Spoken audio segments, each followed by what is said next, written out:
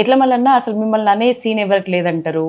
కోమటిరెడ్డి విషయంలో మీరు last time ఇంటర్వ్యూలో చాలా ఘాటు వ్యాఖ్యలు చేసినారు. ఇప్పుడు ఏకంగా సీఎం రేవంత్ రెడ్డికి కూడా మిమ్మల్ని అనే సీన్ లేదంటున్నారు.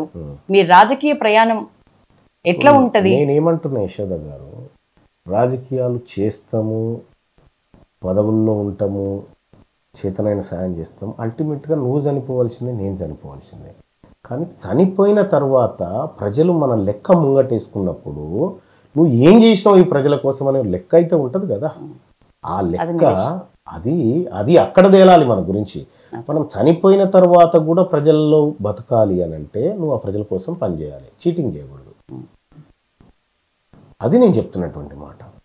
నేను ఇదే సభలో మాట్లాడి మీరు గుండెల మీద చేసుకొని చెప్పండి, ఈ బిల్లు ద్వారా 42% రిజర్వేషన్ వస్తుందా బీసీలకు అని చెప్పి మీరు గుండెల మీద చేసుకొని చెప్పండి ఇక్కడ ఉన్న సభ్యులు అని చెప్పి అడిగిన.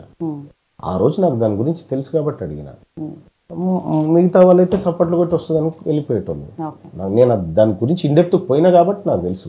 వీళ్ళు మోసం చేయడానికి పూనుకున్నారనే విషయం తెలుసు కాబట్టి చెప్పిన.